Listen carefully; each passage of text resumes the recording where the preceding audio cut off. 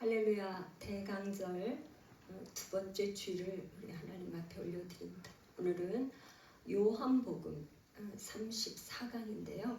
요한복음 18장 12절에서 27절까지 말씀을 가지고 은혜 나누기를 원합니다.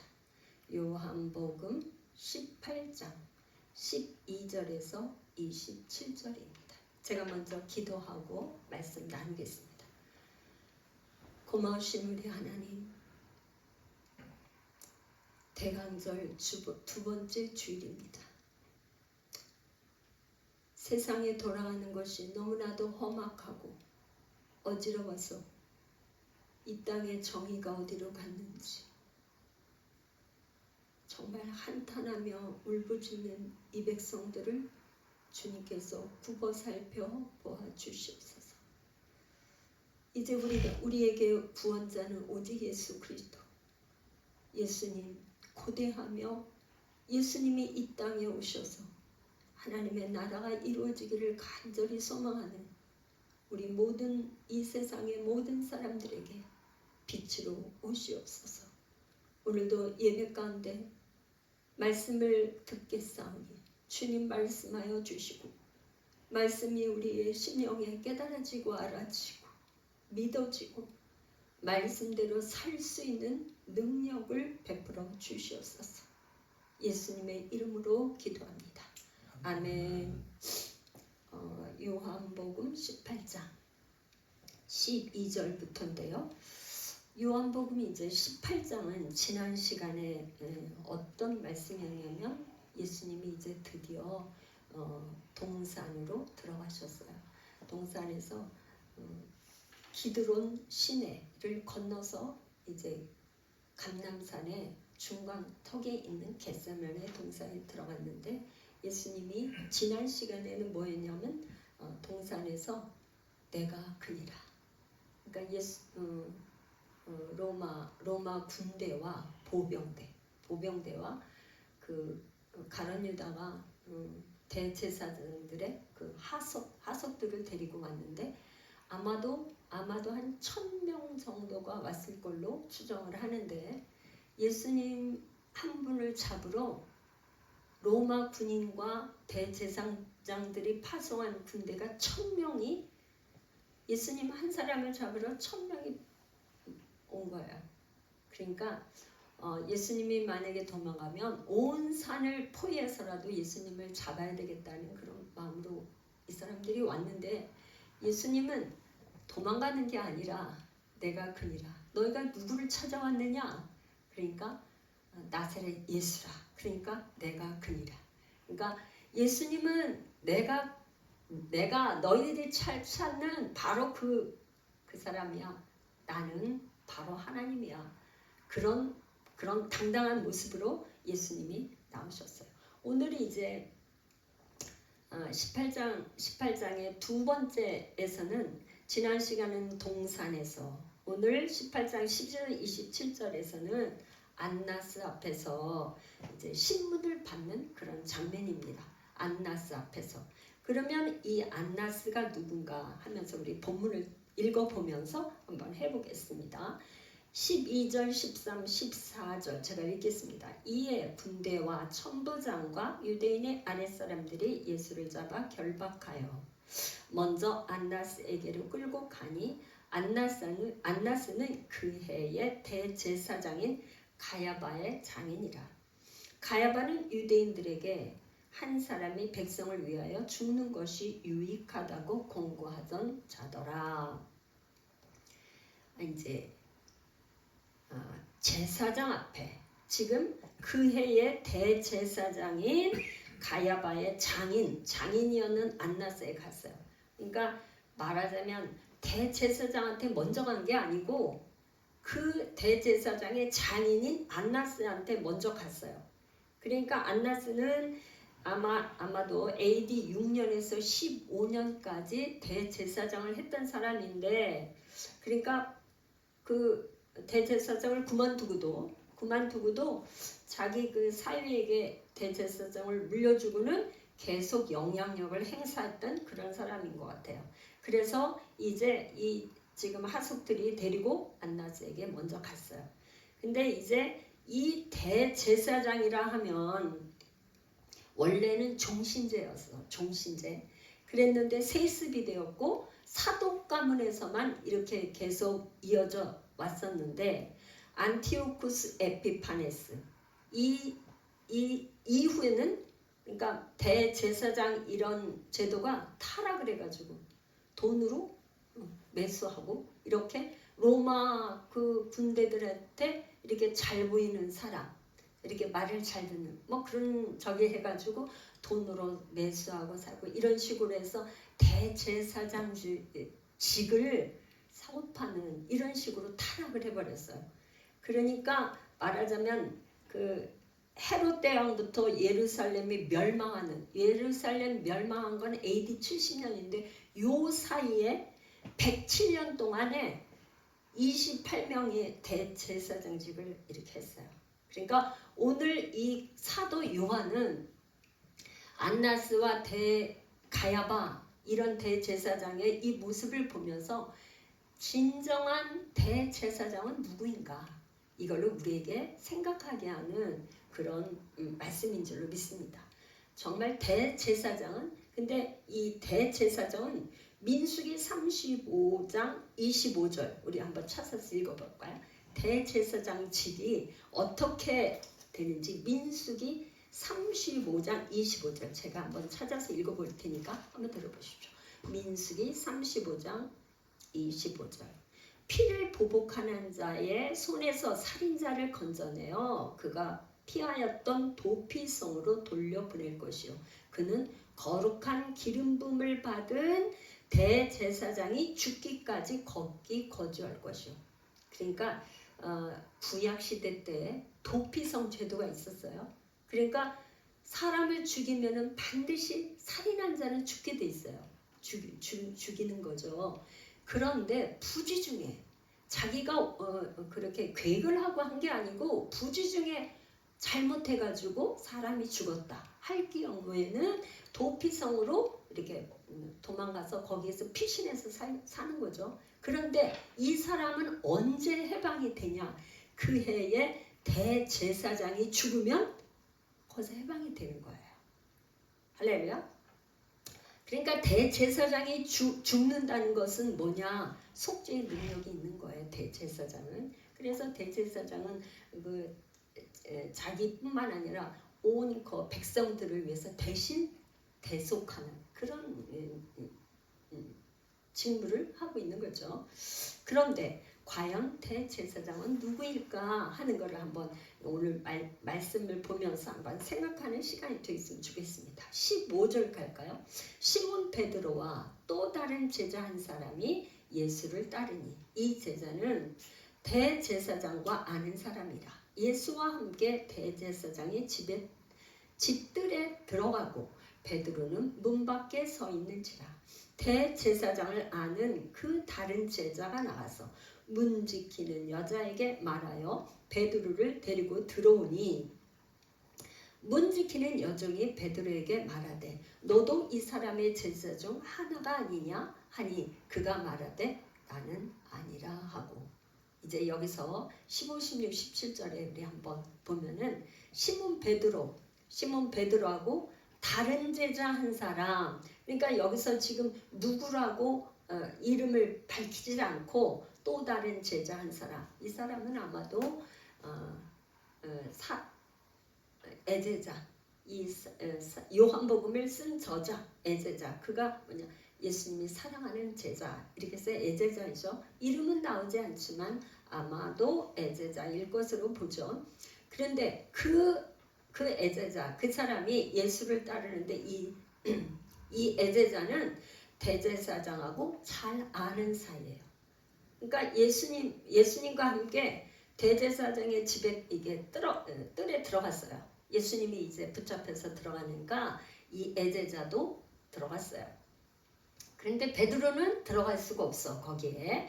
그래서 문 밖에 이렇게 있어요. 그러니까 이제 거기 문 지키는 여종한테 에제자가 얘기해서 좀 데리고 들어오라 그래서 베드로가 들어온 거예요.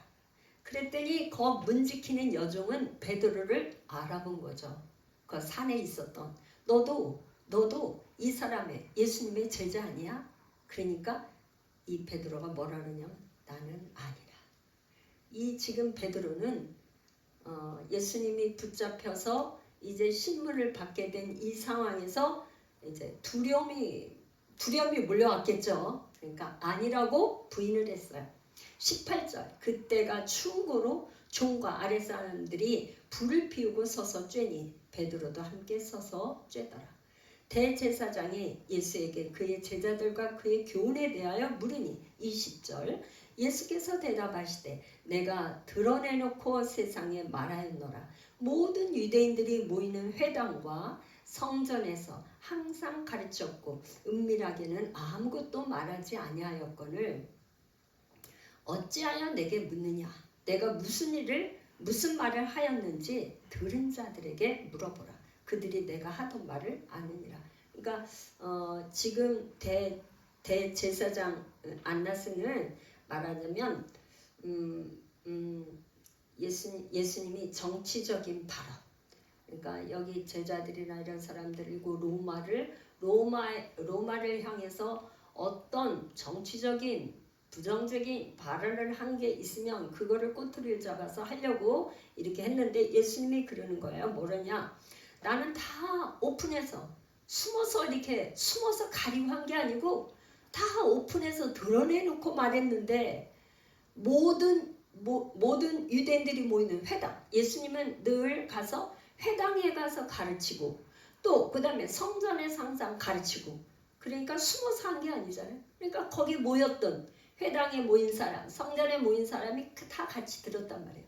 그랬는데 굳이 나에게 다시 왜 묻느냐. 들은 사람이 다 알 것이다. 얘기를 하는 거죠. 이렇게 얘기를 했더니 22절 이 말씀을 하심에 곁에 섰던 아랫사람 하나가 손으로 예수님을 쳐 이르되 내가 대제사장에게 이같이 대답하느냐. 그러니까 굉장히 아이러니해요. 예수님은 이 땅에 오신 게 메시아 그리스도로 오셨어요. 메시아는 무슨 뜻? 그리스도는 뭐냐? 기름 부음 받은 자. 그러니까 기름을 붓는 거는 누구에게 기름 붓냐? 왕, 제사장, 선지자. 그런데 예수님은 사실은 이 땅에 왕으로도 오셨고 또 제사장으로도 오셨고 선지자로도 오셨어요.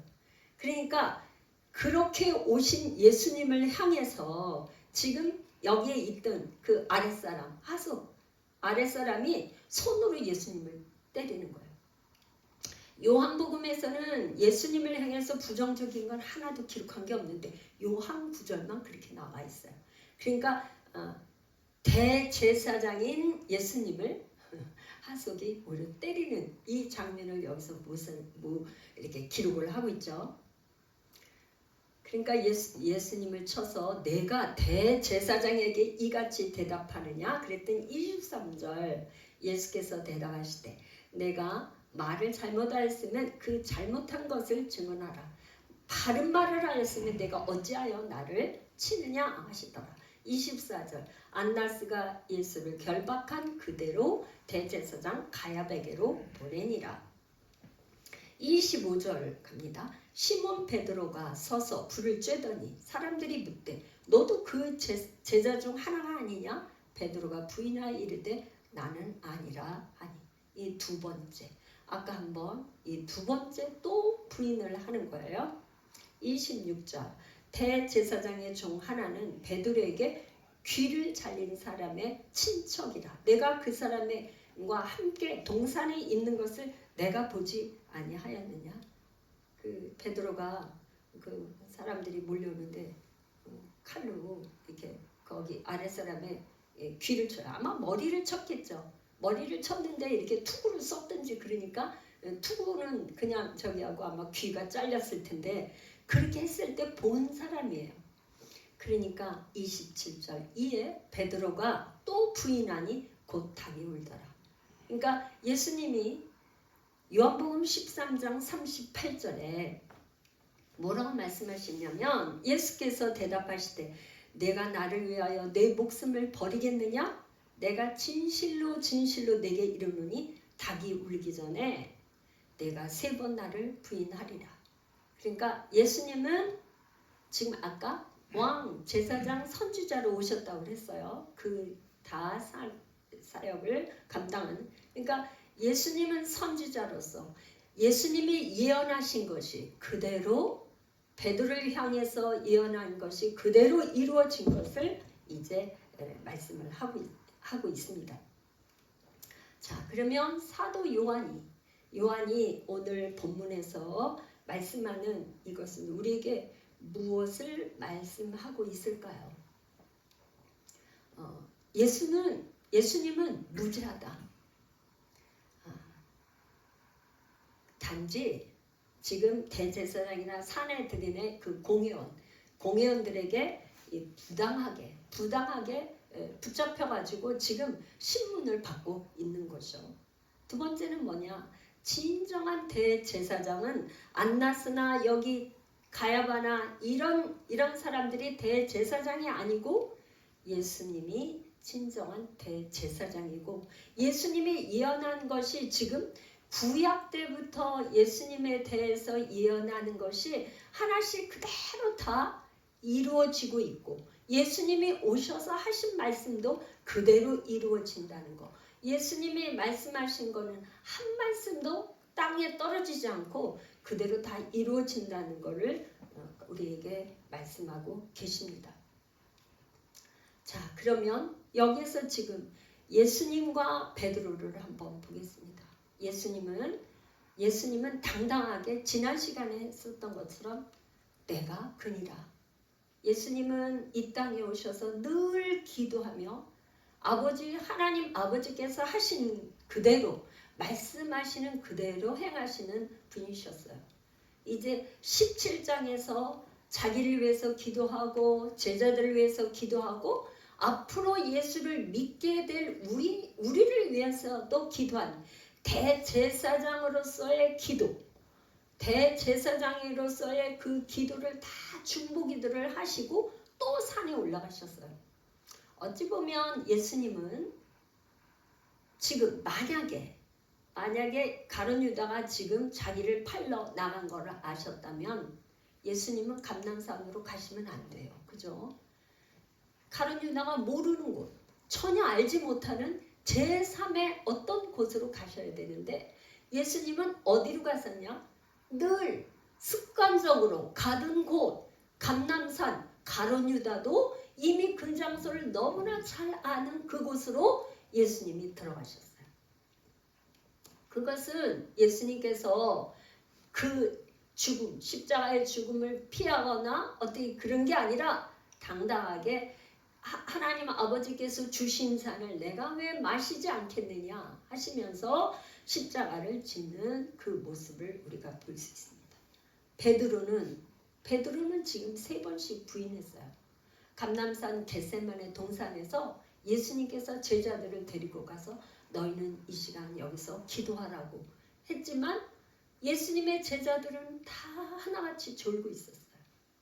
그러니까 기도 안 하고 졸고 있었던 베드로는 이제 불안하고 분노와 혈기로 인해서 거기에 몰려드는 사람들 하석들을 이제 칼로다 귀를 이렇게 자르는 그런 혈기를 부리는 베드로는 결국 예수님의 제자가 아니라고 부인할 수밖에 없었습니다.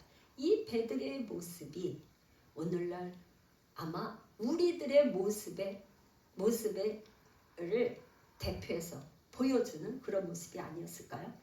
그렇지만 이 베드로는 이제 예수님께서 다시 이제 부활하신 이후에 맨 먼저 제자들에게 오셔서 이 베드로에게 내가 나를 사랑하느냐 3번씩 이 베드로가 나는 아니라고 3번 부인한 것을 예수님은 내가 나를 사랑하느냐 3번씩 그렇게 물으시고 내 양을 먹이라 하면서 예수님은 베드로에게 찾아가셔서 다시 한번 사명을 주시는 그 예수님을 우리가 볼 수 있습니다.